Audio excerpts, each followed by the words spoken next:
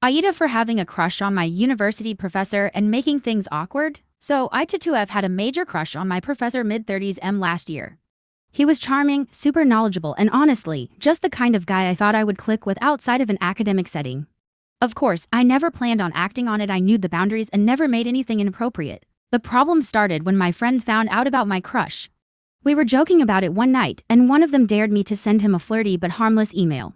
I refused, but they kept pushing, saying it'd be funny and it's just a joke. After a few drinks, I stupidly typed out something like, "If I wasn't your student, I'd totally ask you out," and hit send. The next morning, I regretted it immediately. I panicked and debated sending an apology email, but before I could, he responded.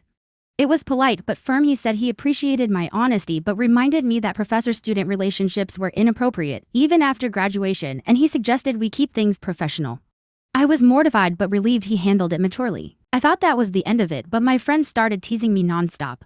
They even started calling me professor's pet in class, making jokes loudly enough that I know he heard them. One even left a fake love letter on his desk, pretending it was from me.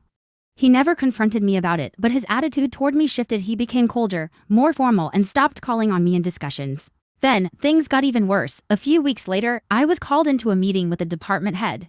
Someone, probably one of my so-called friends, had reported my inappropriate behavior toward the professor.